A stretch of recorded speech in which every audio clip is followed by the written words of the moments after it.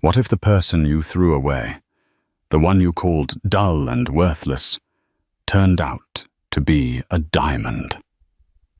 This is the shocking story of Richard Rees, a millionaire who publicly humiliated his boring wife, Clara, casting her out for a more glamorous life. He thought he had it all: the money, the power, the perfect trophy wife to replace the old one. But months later, his world shattered. Staring at his television, he saw a ghost from his past transformed. There she was, the woman he'd discarded, now the face of an international luxury brand captivating millions. This isn't just a breakup story. It's a tale of brutal betrayal, secret identities, and a spectacular revenge served on the world stage. The end wasn't a sudden explosion, but a slow, creeping rot that had been festering for years in the sterile, marble-floored mansion Richard Rees called home. From the outside, the Rees residence in the most exclusive enclave of Greenwich, Connecticut, was a monument to success. A sprawling neoclassical fortress of white stone and glass. It overlooked the Long Island Sound, its manicured lawns rolling down to a private dock where a sleek yacht, the Legacy, bobbed gently on the water. Inside, however, the air was thin and cold, much like the conversations between Richard and his wife Clara. Richard Rees was a man forged in the crucible of Wall Street. At 45, he had the kind of sharp, predatory good looks that only came with immense wealth and unwavering self-assurance. His suits were Tom Ford, his watches were Patek Philippe, and his ambition was limitless. He had built his private equity firm, Rees Capital, from the ground up, turning a modest inheritance into a multi-billion-dollar empire through a series of ruthless, brilliantly executed takeovers. He saw the world as a chessboard, and he was always 10 moves ahead. Everyone and everything was a piece to be positioned for his benefit. For 20 years, Clara had been his queen, a quiet, steady presence by his side. But queens, he was beginning to feel, could be exchanged. Clara Rees née Peterson was, in a word, graceful. At 42, she still possessed the understated beauty of her youth, a canvas of soft features, kind hazel eyes, and honey-blonde hair she usually kept in a simple, elegant chignon. She was the calm in Richard's storm, the quiet hum beneath his roaring engine. She had managed their homes, the Greenwich estate, the Park Avenue penthouse, the St. Bart's villa, with quiet efficiency. She'd raised their 2 children now away at elite boarding schools with a gentle hand. She'd planned the perfect dinner parties, charmed his business partners with her poise, and stood silently by his side at countless charity galas, a serene smile fixed on her face. She was, by all accounts, the perfect corporate wife. And that was the problem. The rot began in the silences. It grew in the spaces between them on the king-sized bed, a chasm as wide as the Atlantic. It thrived on the perfunctory kisses goodnight, the conversations that skimmed the surface like stones on water, never delving deep. Richard had changed. Or perhaps he had simply become more himself. The thrill of the deal, the adrenaline of the market, was the only thing that made him feel alive. Everything else had faded to grey. His world was a blur of private jets, high-stakes negotiations in Dubai, and champagne-fueled celebrations in Monaco. He was surrounded by people who glittered supermodels with razor-sharp cheekbones, tech billionaires with disruptive ideas, European aristocrats with ancient names and modern appetites. And when he came home, there was Clara. Clara, who preferred a cup of Earl Grey tea to Cristal champagne. Clara, whose idea of a thrilling evening was curling up with a history book by the fire.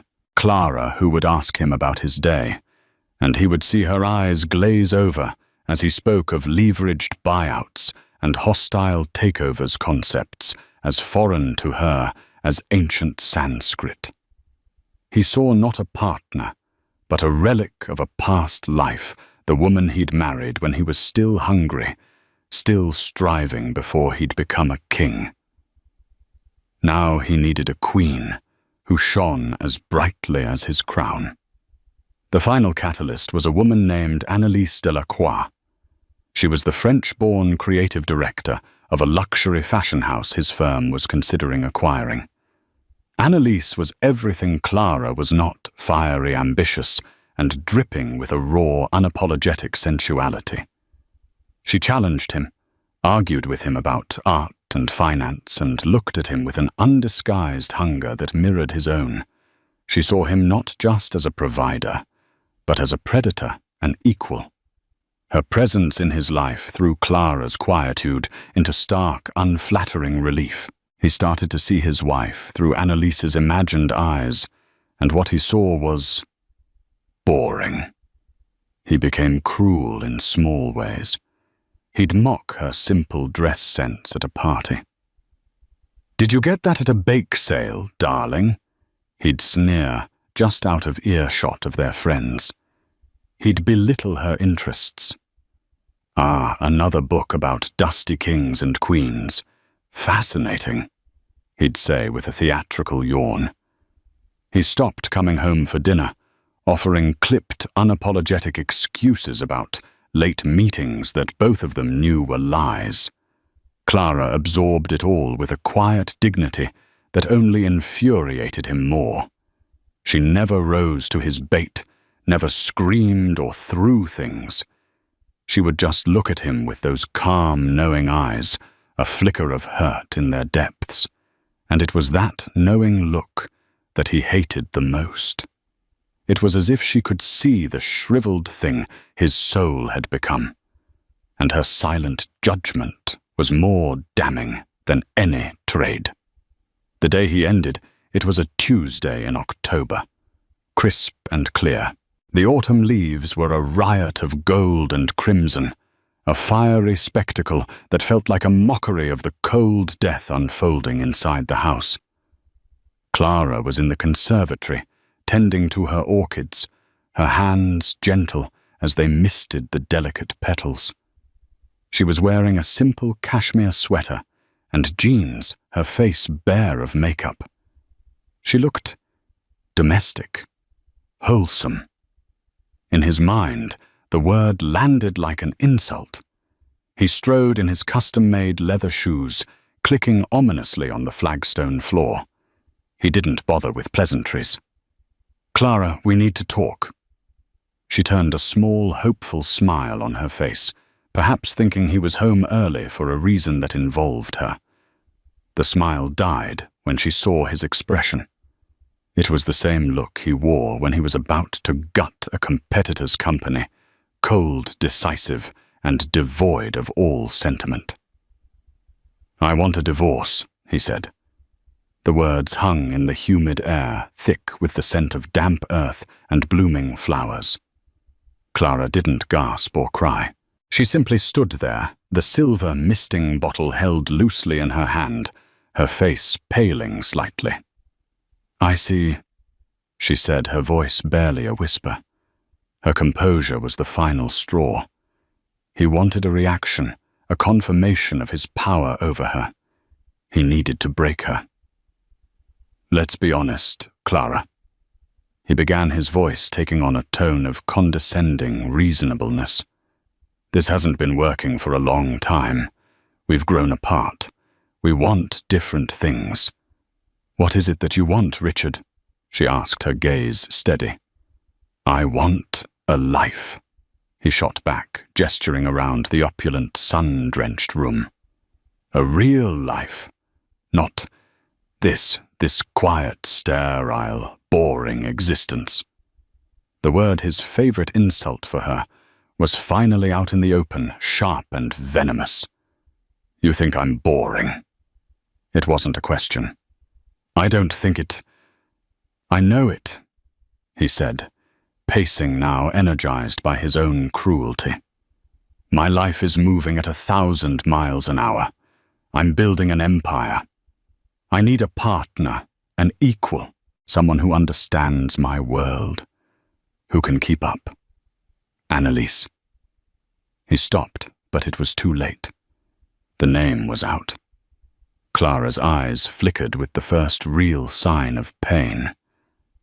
Annalise Delacroix. Yes, Richard said, seizing on it.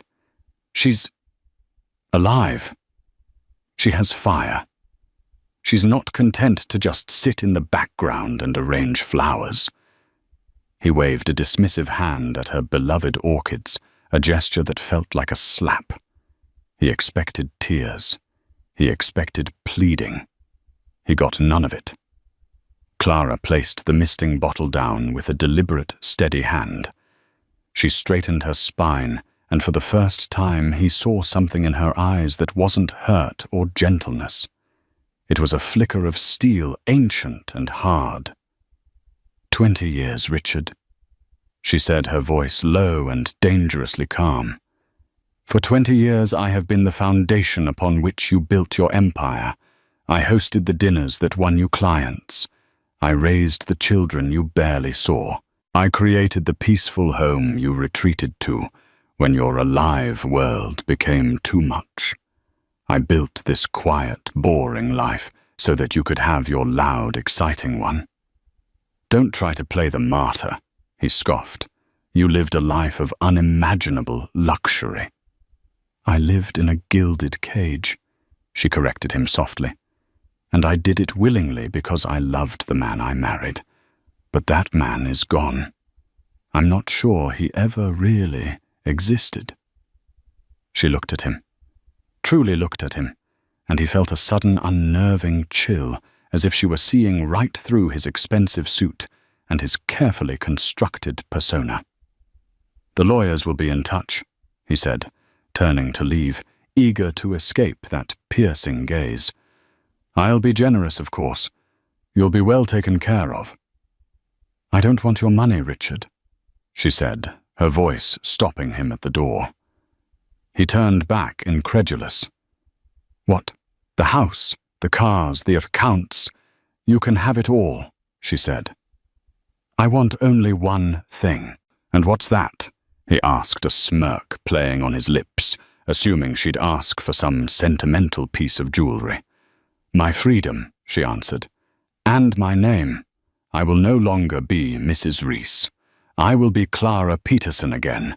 I want you to erase me from your life as completely as you seem to want.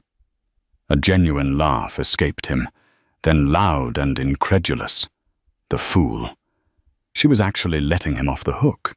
She was walking away from a fortune, from the very identity he had bestowed upon her.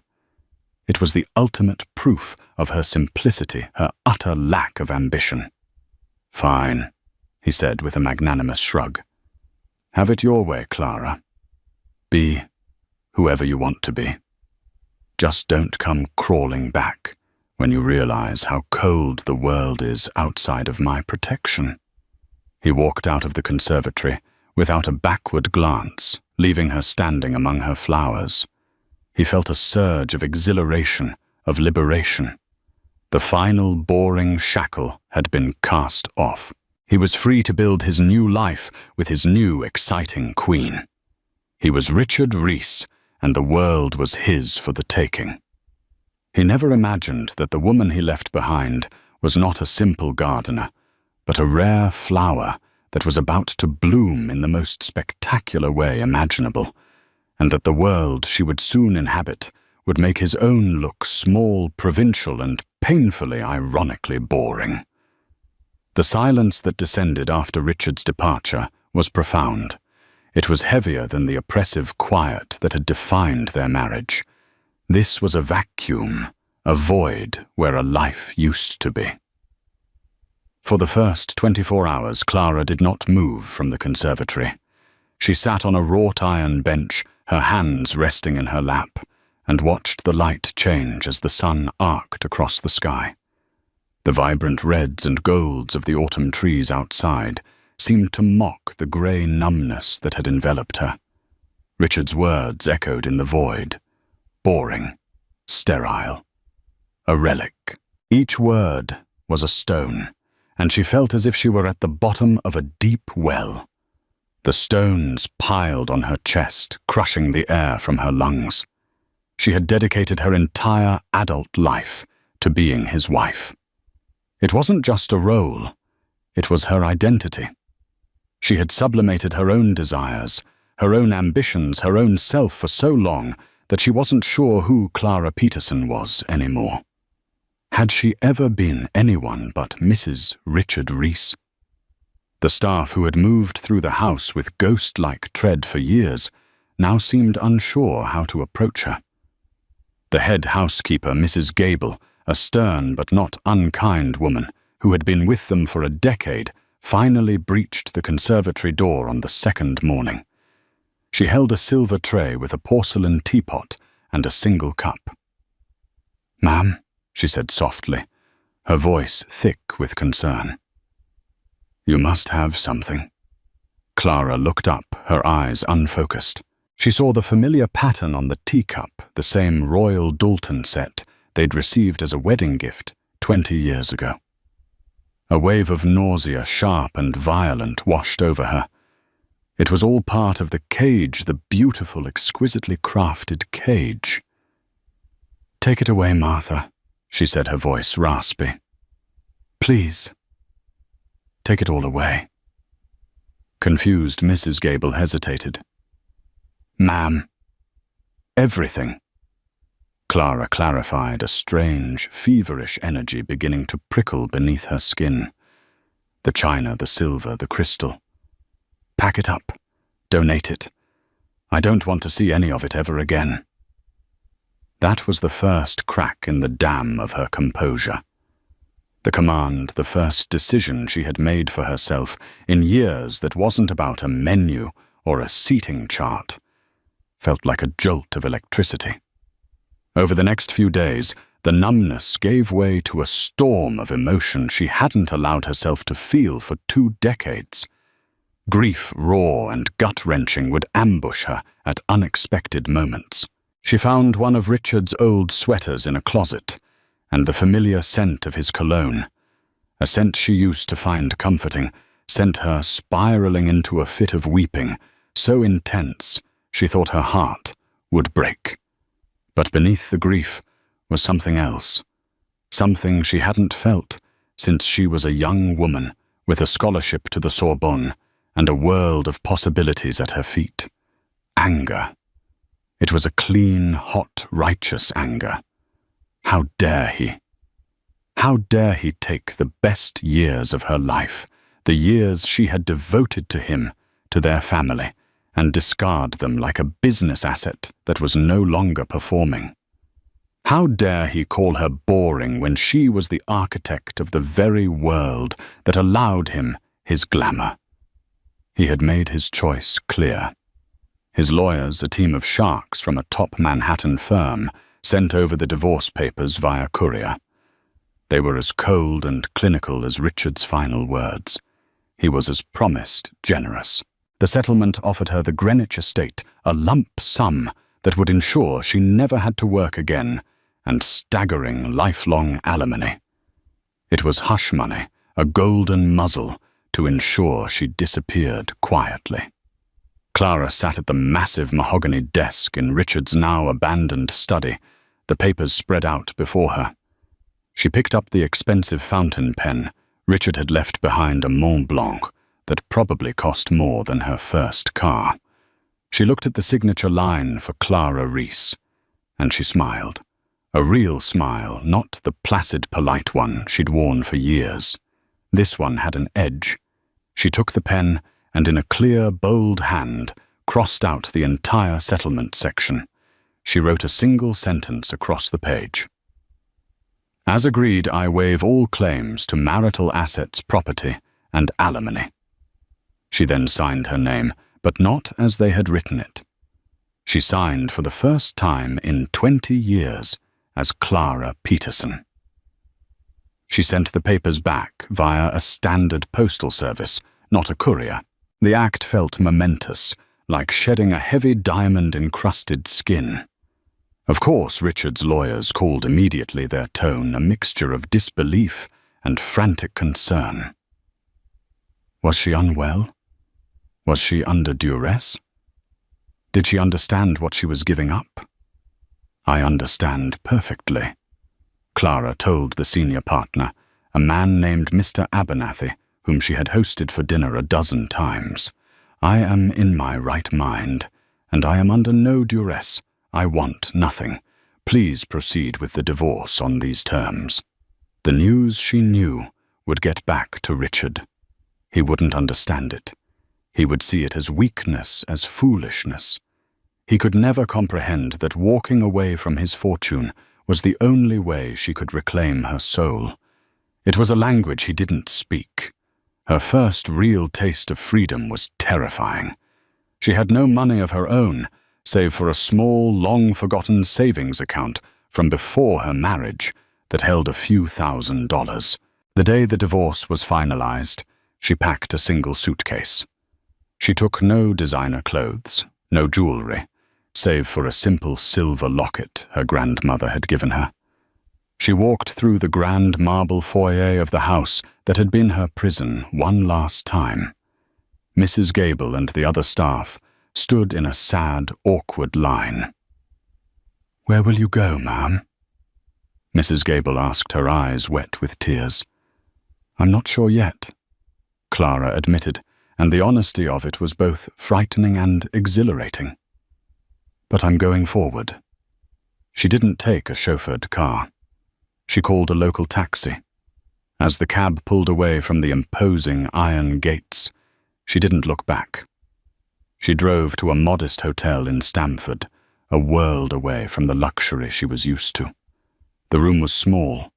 The wallpaper was peeling slightly in one corner, and the view was of a parking lot. It was the most beautiful room she had ever seen. For the first time, Clara Peterson was truly alone. And it was in that solitude that the seed of her past began to stir. Before Richard, before the gilded cage, there had been another Clara. A brilliant, ambitious young woman who spoke 4 languages fluently. A student of art history and culture who had graduated summa cum laude. A woman who had been on a very different path before she'd met a charming, intensely focused young banker who had promised her the world. He had given her a version of it, but he had taken her own in exchange. One evening, scrolling aimlessly on a new cheap laptop she'd bought, she stumbled upon an article. It was about the struggles of heritage luxury brands to connect with a new generation. The article mentioned a specific iconic French perfumer, La Perle, known for its classic timeless scents, but now seen as dated something your grandmother would wear. La Perle was headquartered in Paris, a city she hadn't seen since her honeymoon. A memory sparked. A younger Clara, backpacking through Europe, standing before the very first La Perle boutique on the Place Vendôme. She remembered being captivated by the history, the story behind the brand, which was founded in the 1920s by a daring woman who broke all the rules. The founder, Céleste Dubois, had been a visionary, a storyteller who sold not just perfume, but a dream of Parisian elegance and audacity. Clara fell down a rabbit hole of research. She read everything she could about La Perle, its history, its recent marketing failures, its struggle to stay relevant in a market dominated by fleeting celebrity endorsements. The current CEO, Jean-Luc Moreau, was the founder's grandson, a traditionalist struggling to navigate the modern world. They were losing market share at an alarming rate. They were, in a word, boring. And that's when the seed dormant for 20 years finally sprouted. She wasn't Mrs. Richard Rees, the quiet hostess. She was Clara Peterson, the scholar, the linguist, the strategist. Richard had called her boring because she understood history, culture, and subtlety in a way his brute force mind never could. He saw it as a weakness. But what if it was her greatest strength? She knew why La Perle was failing. They had forgotten their story. They were selling a product, not a legacy. They were trying to compete with ephemeral trends when their true value lay in their timelessness. They needed someone who understood that. Someone who could speak the language of heritage not as a dusty relic, but as a living, breathing entity. A wild, audacious idea began to form in her mind. It was insane. She had been out of the professional world for 2 decades. She had no resume, no recent experience. She was a middle-aged, divorced housewife with a gap in her employment history as wide as the Grand Canyon. But she also had nothing to lose. She opened a blank document on her laptop. She began to write. She didn't write a cover letter. She wrote a story. The story of La Perle as she saw it. She wrote about Céleste Dubois, about the spirit of the roaring 20s, about the essence of Parisian chic. She wrote a manifesto, a vision for how to make the world fall in love with La Perle all over again. Not by changing its core identity, but by reawakening it. She analyzed their failures with the same precision she once used to critique Renaissance art. She proposed a new narrative, one that connected the brand's heritage to the modern desire for authenticity. It took her a week working feverishly in her small hotel room, fueled by cheap coffee and a burning sense of purpose she hadn't felt in a lifetime. When she was done, she had a 50-page document, a bold, brilliant, and deeply personal vision. She found Jean-Luc Moreau's email address through a business database. With a trembling hand, she attached the document. Wrote a simple subject line. The soul of the pearl, and sent it into the digital ether, a message in a bottle cast out from the shores of her old life. She didn't expect a reply. It was a foolish, desperate act. But it was her act. And as she pressed send, Clara Peterson felt the last remnants of Richard Rhys's shadow finally lift. She was no longer a discarded queen. She was a player entering the game on her own terms. While Clara was rediscovering herself in a Stamford hotel room, Richard Rhys was celebrating his liberation. He and Annalise were the new power couple of Manhattan. They were photographed at every exclusive event, their images splashed across the pages of society magazines. Annalise was a dazzling accessory on his arm, her husky French accent and couture wardrobe a perfect complement to his aggressive brand of capitalism. Richard felt reborn, vindicated. He had shed his boring domestic skin and emerged as the man he was always meant to be. He barely thought of Clara. When he did, it was with a vague sense of pity. He imagined her rattling around the cavernous Greenwich house, tending her orchids and slowly fading into obscurity. The news that she had refused his fortune had baffled and briefly annoyed him. He'd interpreted it as a pathetic attempt at martyrdom, a final weak protest. Her loss, he'd remarked to Annalise with a dismissive shrug before pouring them both another glass of vintage Dom Perignon. His life was full of noise, excitement, and success. The silence he had left behind in Greenwich was a world away. But sometimes in the dead of night when the thrill of a party had faded, or Annalise was asleep beside him, a strange emptiness would creep in. He would find himself missing the simple, infuriating calm Clara used to bring to his life. He missed the scent of her Earl Grey tea in the mornings, the way she knew exactly how he liked his toast, the quiet, unspoken understanding that had once existed between them. These were fleeting, intrusive thoughts, which he quickly crushed with thoughts of his next acquisition or a plan for a weekend getaway on the yacht. He was Richard Rhys. He didn't do nostalgia. 3 weeks after Clara sent her audacious email, her cheap burner phone buzzed on the nightstand of her hotel room. The caller ID was an international number from France. Her heart hammered against her ribs. She answered, her voice a little shaky. "Hello, may I speak with Clara Peterson?" The voice was male, with a rich Parisian accent. "This is she," Clara managed. "Ms. Peterson, this is Jean-Luc Moreau." Clara sat bolt upright in bed, her mind racing. It was him, the CEO of La Perle. "Monsieur Moreau," she said, trying to keep her voice steady. "Thank you for calling." "Non, Ms. Peterson, it is I who must thank you," he said, his voice filled with a genuine, almost urgent energy. "I have read your manifesto. I have read it 3 times. You have looked into the soul of my family's company. You see it in a way my own marketing department has not been able to for a decade. You see the ghost of my grandmother Celeste in the machine. It is remarkable." Clara was speechless. "I have a proposition for you," he continued. "It is unorthodox, I admit, but these are desperate times. I want you to come to Paris. I want you to work with us. Not as a consultant who advises from a distance.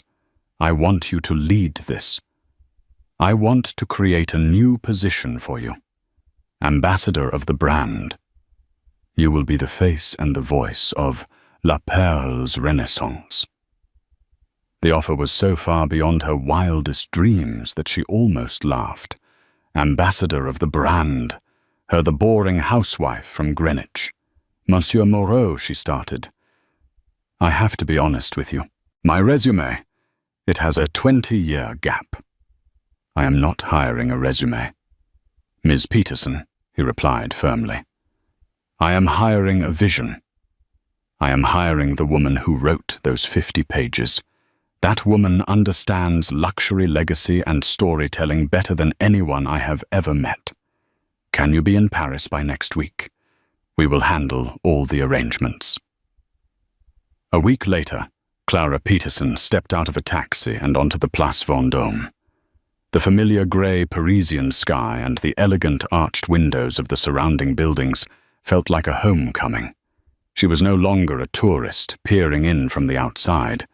She was here with a purpose. La Perle had put her up in a chic apartment in Le Marais, a far cry from the Stamford Hotel. But it was its understated Parisian elegance, not its opulence, that she revelled in. It was a home, not a cage. Her first meeting with Jean-Luc Moreau confirmed her instincts. He was a man in his late 50s, with weary eyes, but a passionate heart trapped between honoring his grandmother's legacy and the relentless demands of the modern market. He felt like a caretaker of a museum, and Clara was the first person who had shown him how to make the exhibits come alive again. He gave her complete creative freedom. "Show us the way," he'd said simply. And Clara bloomed. The quiet, reserved woman who had been afraid to voice an opinion at her own dinner table was gone. In her place was a confident, articulate strategist. She spent her first weeks immersing herself in the company archives, reading Céleste Dubois' journals, touching the original glass bottles, inhaling the history of the place. She found that the steel she'd discovered within herself during her confrontation with Richard had always been there, a core of strength she had simply forgotten she possessed. She started not with a massive advertising campaign, but with the story. She worked with the perfumers to revive one of Celeste's original unreleased scents from the 1920s. A daring, complex fragrance based on night-blooming jasmine and a hint of smoky leather. They called it Audace. Audacity. Then she planned the launch. It wasn't a splashy, celebrity-filled party. It was an intimate, exclusive event held at the Musée Rodin.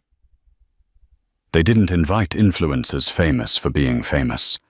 They invited artists, writers, historians, and entrepreneurs, women of substance from around the world. Clara herself was the host. The transformation was astonishing. Working with a stylist from the La Perle team, she found a new look that was an extension of her true self. She cut her hair into a chic jaw-length bob. Her wardrobe was no longer simple or safe. It was a collection of exquisitely tailored pieces from French designers, a sharp Lanvin tuxedo jacket, a flowing Chloe blouse, a perfectly cut Dior dress. The clothes didn't wear her. She inhabited them.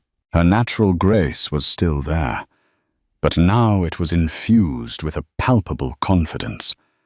The quietness that Richard had mistaken for dullness was revealed to be a deep, thoughtful poise. At the launch of Audace, she took the stage. She spoke for 10 minutes without notes in flawless French. She didn't talk about market share or demographics. She told a story. The story of Celeste Dubois, a woman who built an empire with nothing but her nerve and her nose. The story of audacity of reclaiming one's narrative. As she spoke, weaving the history of the brand with a modern message of empowerment, she was captivating. She wasn't selling perfume. She was sharing a philosophy. She was radiant, intelligent, and utterly compelling. The event was a phenomenal success. The story went viral not because of a hashtag, but because of its authenticity.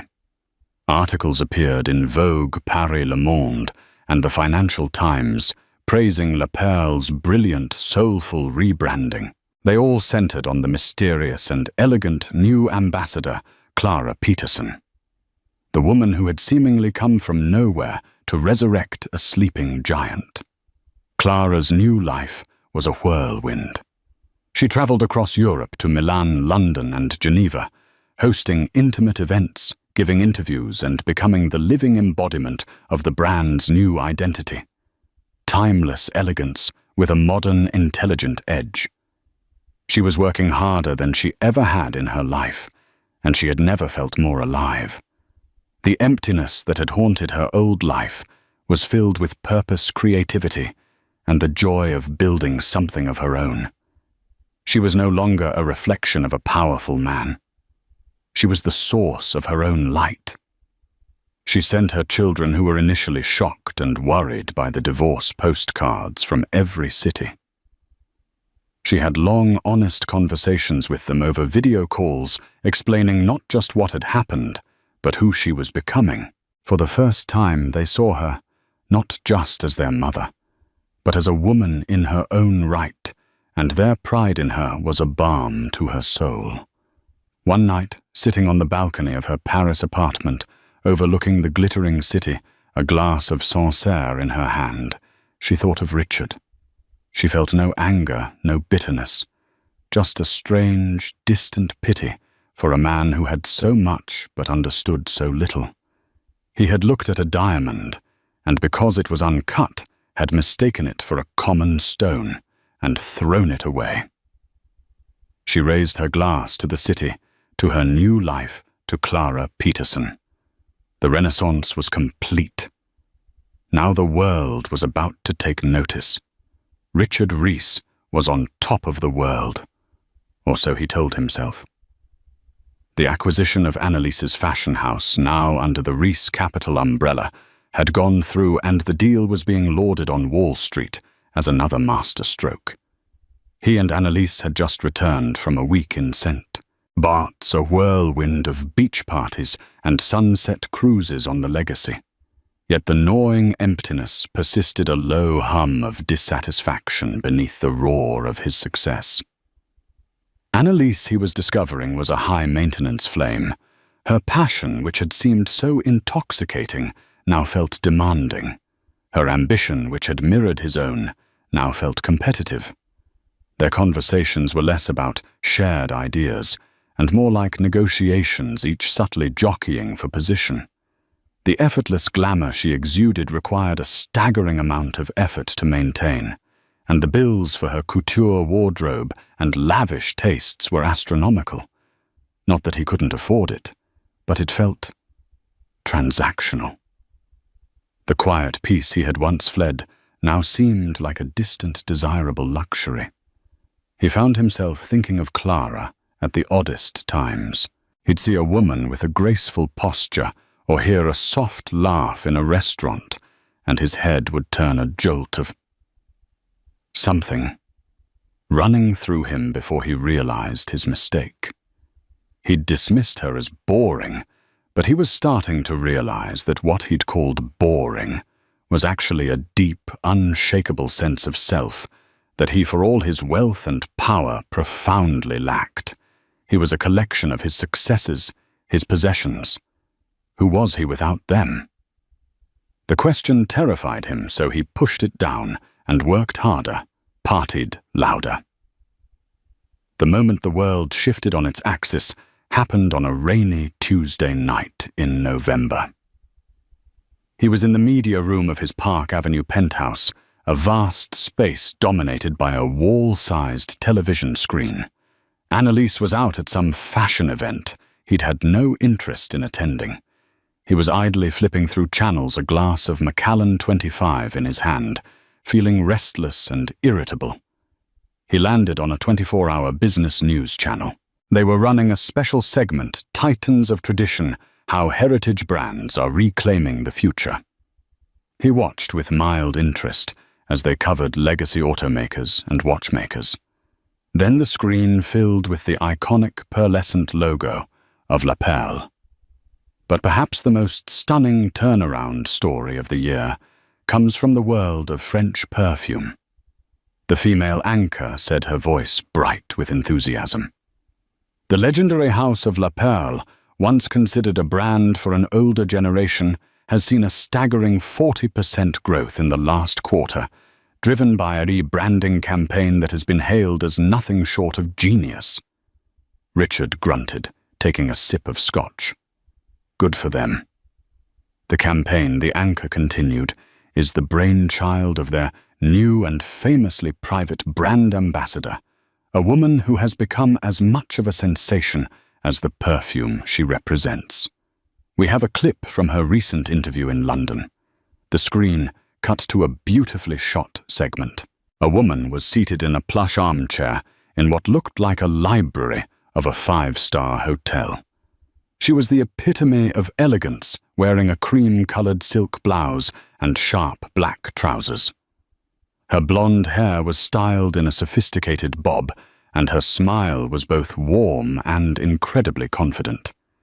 She was speaking with the interviewer, her expression intelligent and engaged. Richard froze. The glass of scotch stopped halfway to his lips. His heart gave a painful, violent lurch, as if it had been struck by a physical blow. The blood drained from his face. It couldn't be. But it was. It was Clara. It was his. Clara, but transformed into someone he didn't recognize, yet knew intimately. The face was the same, but the light behind her eyes was different. The quiet, almost apologetic poise had been replaced by a powerful magnetic presence. Her voice, which he remembered as soft and placating, was now clear, measured, and authoritative. And I believe authenticity is the new luxury, the woman on the screen, Clara, was saying. Consumers are tired of fleeting trends. They want a story. They want to connect with something real, something with soul. La Perle doesn't sell a scent. We offer a piece of history, a feeling of timeless, intelligent elegance. That's a narrative that doesn't need to be invented, merely rediscovered. The interviewer was hanging on her every word. They're calling you the Pearl of Paris. You came out of nowhere. The world is dying to know who is Clara Peterson. Clara smiled, a graceful, enigmatic smile, that sent a shiver down Richard's spine. It was a smile of a woman who knew her own worth, a woman with secrets. "I'm a woman who believes in the power of a good story," she said simply, her hazel eyes twinkling. "And I've just started telling mine." Richard dropped the glass. It shattered on the polished hardwood floor, the amber liquid and shards of crystal scattering like the fragments of his composure. He couldn't breathe. He stumbled forward, pressing his hands against the cold screen, as if he could touch her, as if he could confirm she was real. Clara Peterson. She had taken back her name. Boring. The word echoed in his skull, a venomous taunt now turned back on himself. That woman on the screen was the furthest thing from boring he had ever seen. She was compelling. She was brilliant. She was a star, and he, Richard Reese, the kingmaker, had thrown her away like trash. A frantic, obsessive energy seized him. He grabbed his laptop, his hands shaking so violently he could barely type. He searched her name. Clara Peterson. La Perle. The results flooded his screen. Dozens of articles from the world's most respected publications. Vogue, Forbes, the Wall Street Journal. There were pictures of her stepping out of a car at Paris Fashion Week, looking impossibly chic. Speaking at a conference in Geneva, commanding the stage. Laughing with Jean-Luc Moreau, a look of genuine camaraderie and respect between them. He read every word, his face a mask of disbelief and a dawning, sickening horror. He read about her genius 50-page manifesto, about her meteoric rise, about the industry's awe at her talent. He saw his own words, his own insults reflected back at him in the descriptions of the brand she had saved. They had called La Perle dated, a relic, boring. She had taken the very things he had despised in her and turned them into a multi-million-dollar success story. When Annalise came home an hour later, she found him sitting in the dark, the shattered glass still on the floor, his face pale and haggard. The television was still on, frozen, on an image of Clara's smiling face. "Richard." "What happened?" she asked, her voice sharp with annoyance at the mess. "Did you have a fall?" He looked up at her perfectly made-up face and her aggressively fashionable dress. And for the first time, he saw her as shallow, a beautiful, glittering, empty shell. He had traded a diamond for a piece of glass. "My wife." He whispered, his voice hoarse. "I saw my wife on television." Annalise frowned, confused. "Your ex-wife, the boring one." "Did she win the lottery?" she asked with a condescending laugh. Richard flinched, as if she had slapped him. "Don't call her that," he said, his voice dangerously low. He turned the television back on and played the clip again. Annalise watched her perfectly sculpted eyebrows rising higher and higher. Her mouth fell open. She recognized power and influence when she saw it.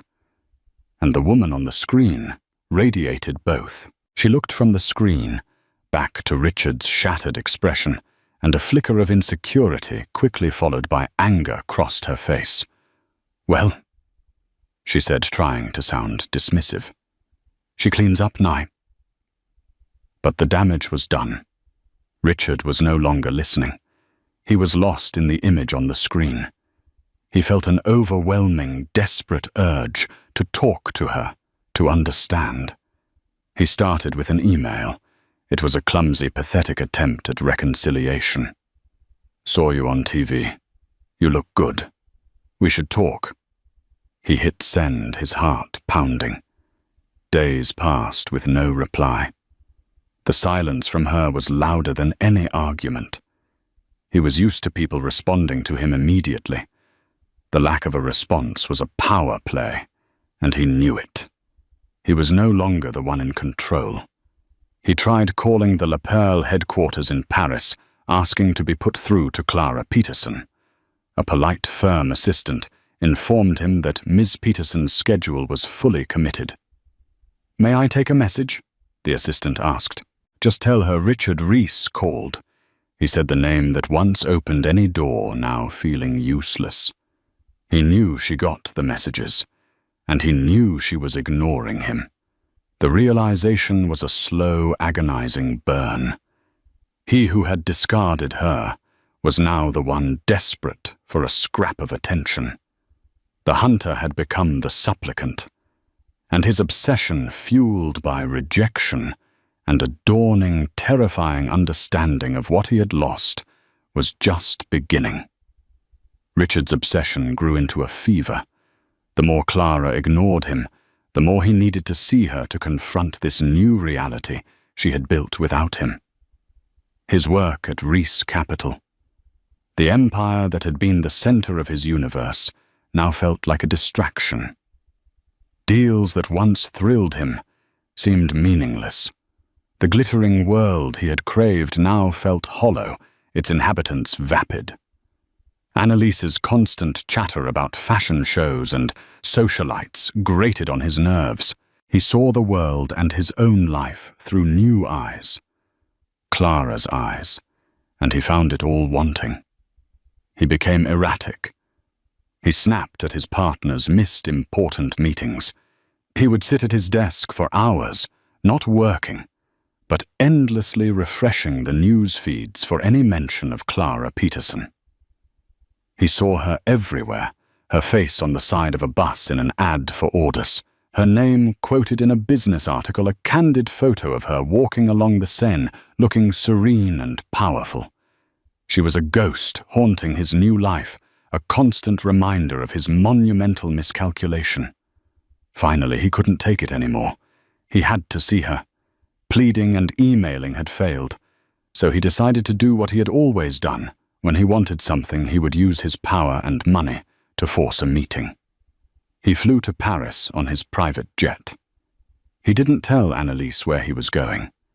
He checked into the presidential suite at the Ritz, a place of opulent luxury that felt cold and lonely. From his window, he had a perfect view of the Place Vendôme, and nestled among the famous jewelers was the shimmering flagship boutique of La Perle. It was like she was taunting him. His plan was crude, a brute force attack born of desperation.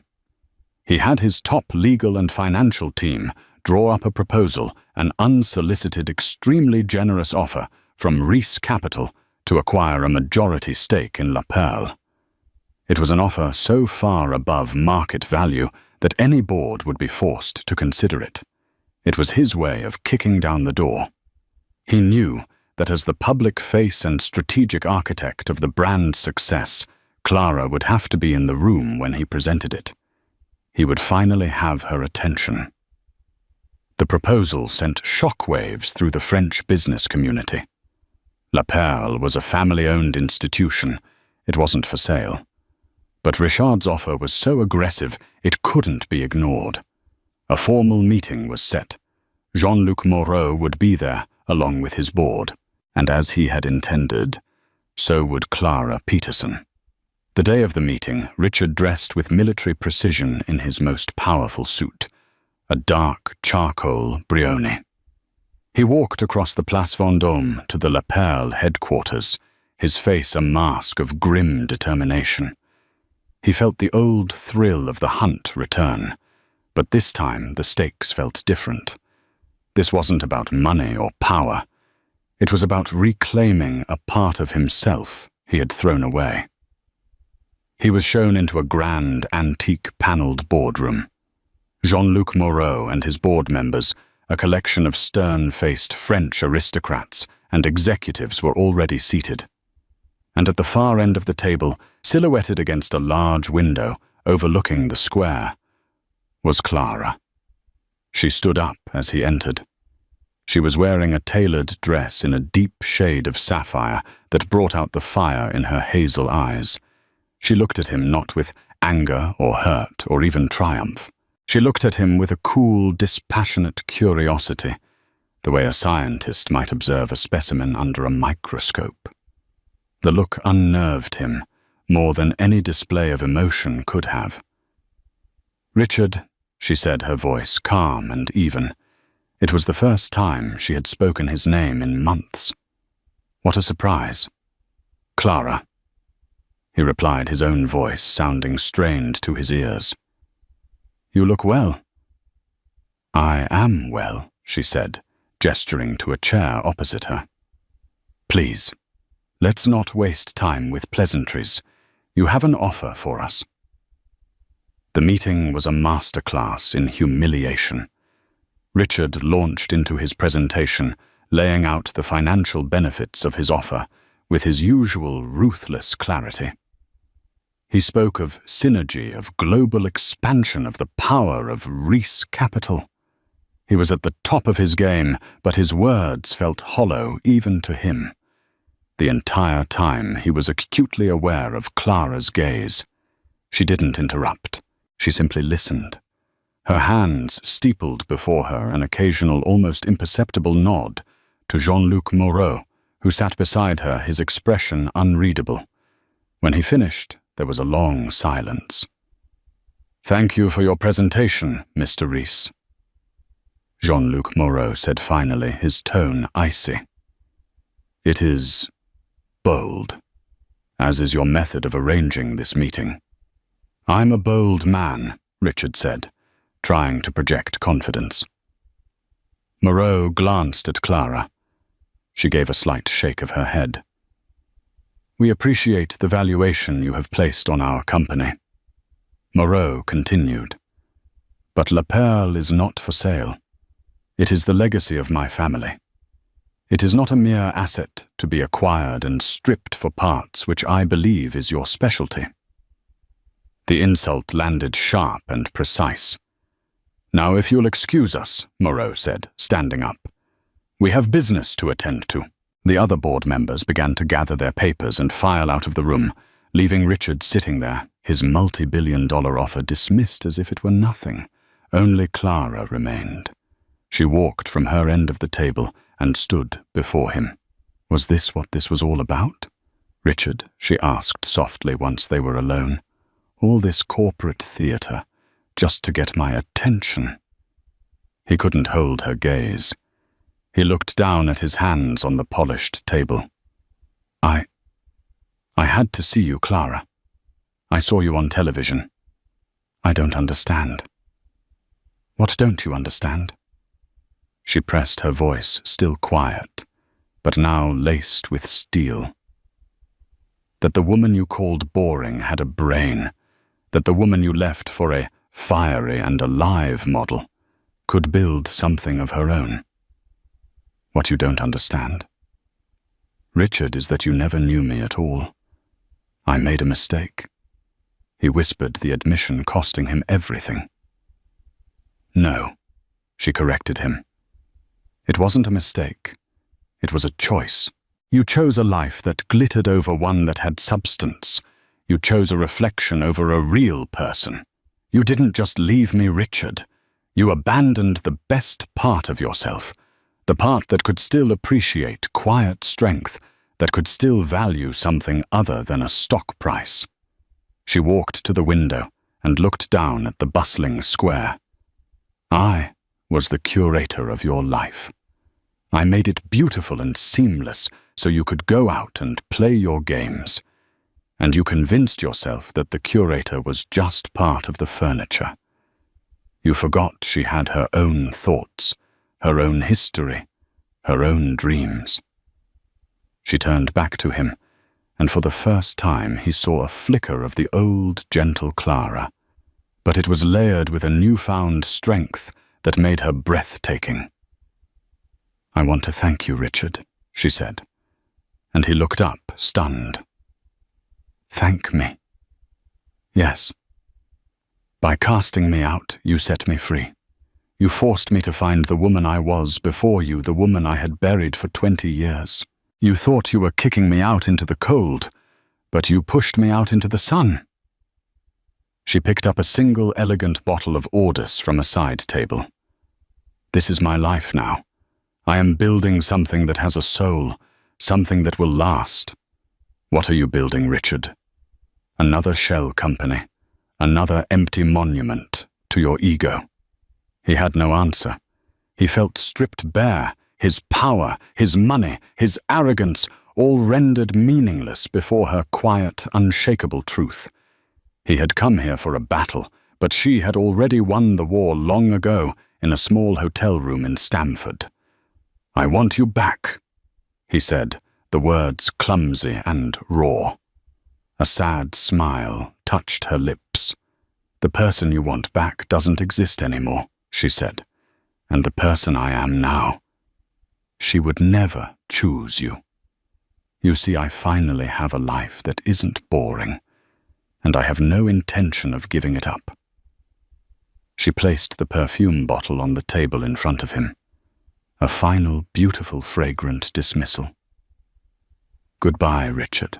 She walked out of the boardroom without a backward glance, her heels clicking decisively on the floor, leaving him alone in the opulent room with nothing but the scent of audacity and the bitter taste of regret. He had kicked out his boring wife, and he had just seen her on the world's stage. He now knew that he hadn't just lost a wife. He had lost his anchor, his conscience, and the only person who had ever truly known him. And he had been too blind and too arrogant to see it until it was far, far too late. Clara's story is a powerful reminder that a person's worth is never determined by someone else's opinion. It's about the full within the quiet strengths we cultivate and the courage to start over even when it seems impossible. Richard Rees learned the hard way that the things he valued, power, glamour, and money, were nothing compared to the substance and soul he threw away. Clara didn't just get revenge. She got a life, her own authentic, brilliant life. What did you think of Clara's incredible transformation? Have you ever witnessed someone underestimate a person so completely? Let us know your thoughts in the comments below. If this story of betrayal and ultimate triumph resonated with you, please give this video a thumbs up. Share it with someone who needs to hear it, and make sure you subscribe to the channel and hit the notification bell for more real-life drama that will leave you thinking.